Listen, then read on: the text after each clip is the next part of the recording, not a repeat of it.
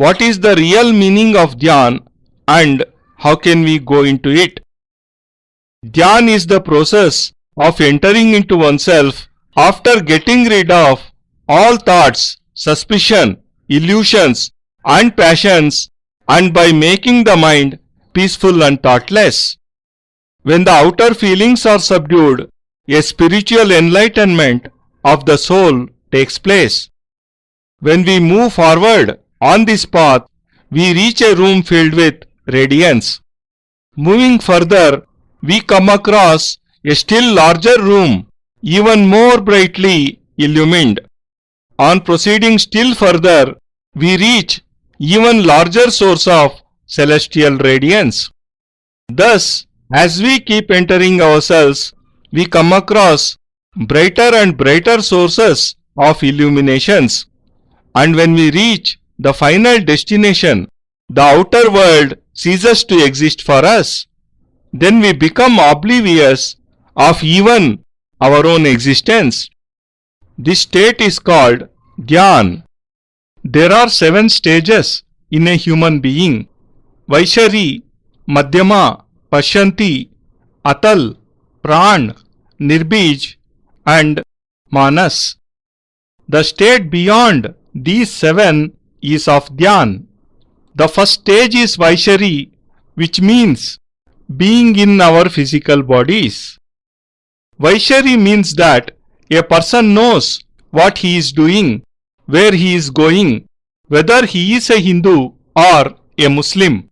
What he is doing is right or wrong.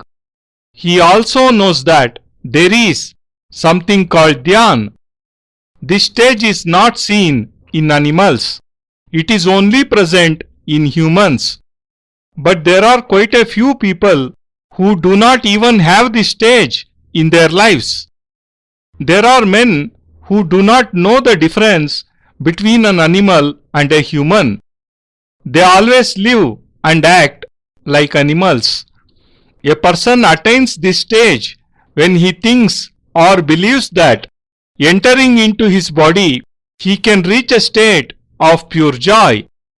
By thinking thus, the person at least takes a step to enter into himself by cutting himself from the outer world.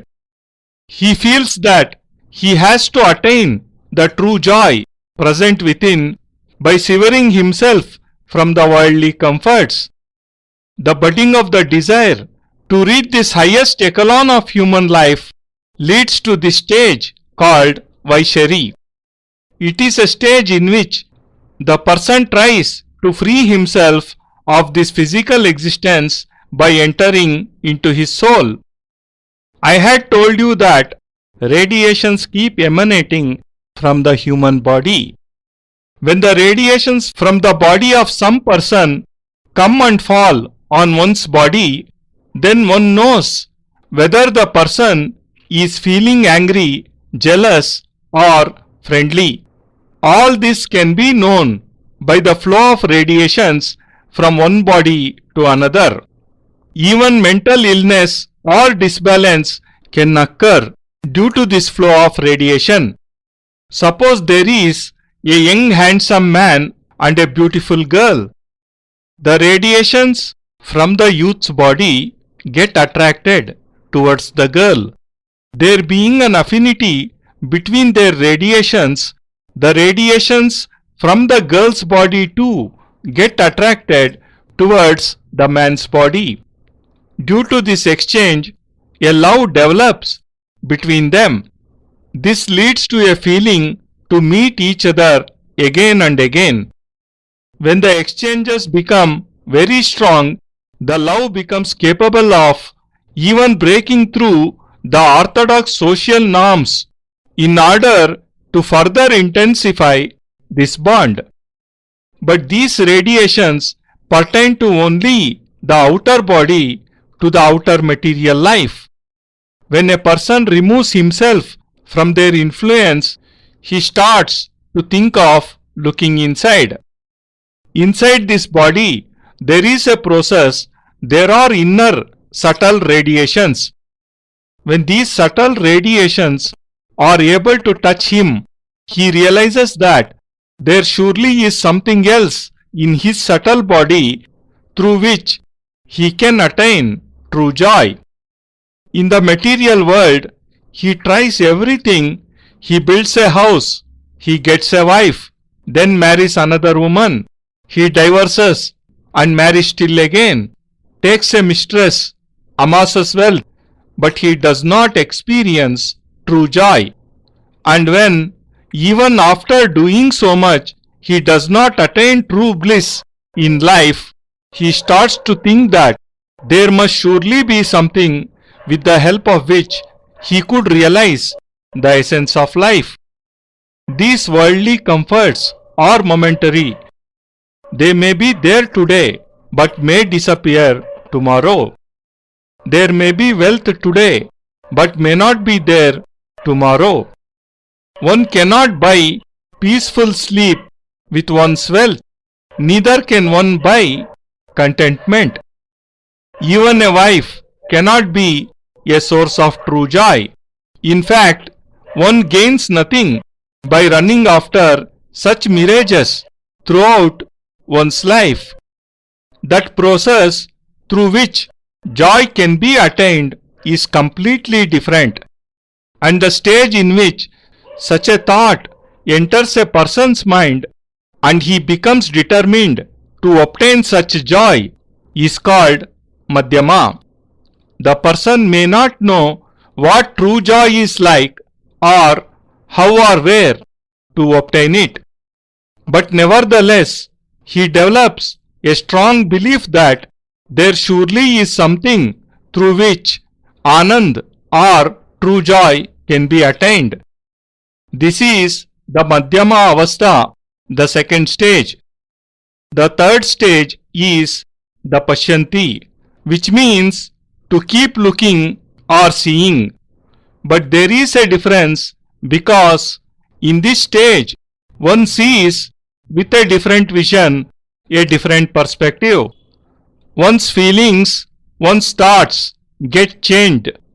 It seems as if one has bought a ticket and is now sitting in a cinema hall. The person then sees all happenings in this world as if he is watching on a screen. He sees that a man is running away with a woman, but he feels nothing and remains unaffected by the going-ons. Someone's son dies, but he feels no sorrow and remains calm. He sees a beautiful girl dancing, but no amorous thoughts flood his mind. He just keeps observing. When the show ends after 3 hours, he gets up and walks away. During the 3 hours, he remains calm as ever and remains totally unaffected by the scenes appearing on the screen. When he sees the man running away with his girlfriend, he does not feel excited, nor does he feel sad when the boy dies. He is just a spectator. And a person reaches the Pashyanti stage when he becomes a mere observer in real life too. Then he remains calm in all situations. He may obtain money or he may not. There may be a quarrel in the house. Someone may be abusing him. Someone may be praising him. In every condition, he remains cool and unruffled. Like a mere spectator, he keeps looking on without getting carried away. He neither feels happy nor sad. He never feels worried. He just stands on one side and keeps looking without getting involved in the going-ons. Of course, he does continue to live in the society. He has a house, a wife, children, friends, relatives. He participates in social work, carries on his business, goes to his office, worships the God, and even goes on pilgrimages. But he does all this as a spectator. He does not get deeply involved in the proceedings.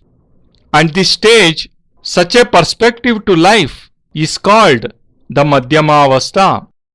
The process of looking at everything after cutting off from the outer world is the third step to the state of Dhyan.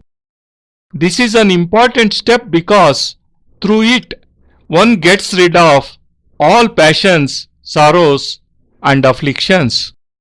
In this stage, a person remains indifferent to everything he sees. He has no licentious thoughts on looking at a woman. He feels no despise on seeing a deceased person.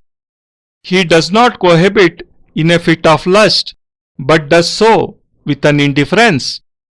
Thus only a saint is born to him. When cohabitation takes place without any feeling of lust, then great men like Rama, Krishna, Buddha and Mahavir are born. The fourth stage is Atal Avastha. Atal means fathomless. On having reached this stage, even though a person remains in this world, he is not limited or confined to it. Rather, his personality, his life becomes a part of the whole universe. The entire universe becomes a witness to his existence. Then he feels no difference between a Hindu, Muslim, Sikh or a Christian. He visits a temple, a mosque, a church with the same devotion and bows down in reverence before all gods. The feeling of Dvait starts to vanish slowly and he begins to enter deep into his soul, which is in fact fathomless. He reaches a state where a person is neither a Hindu nor a Christian. He feels no passions. If anyone abuses him or spits on his face, there appears not even a frown on it. He even remains unaffected by happiness or joy. Such a state is called Atal. This is the most important stage of going into Dhyan. Such a person carries out all his social obligations just like any other ordinary person. He carries on his business, goes to his job, lives with his wife, but never thinks of any gain or loss in the material sense. He fuses his soul with the universe and becomes one with it. He feels equally moved by every death, whether it occurs in his neighborhood or in any other country, say Vietnam. He feels distressed if there is an earthquake in Bengal, and so does he when an earthquake occurs in America. Nationality then means nothing to him. He does not feel that he is an Indian, a Pakistani or a Vietnamese. He only feels that he is a part of the universe. Wherever there is a depreciation in human values, whether it is in any part of the world or in his own home, he feels troubled. His feelings, his thoughts do not remain limited to a place, a nation or to a particular time period. His vision, his thoughts become omnipresent. Such a unique state is Atal Avastha.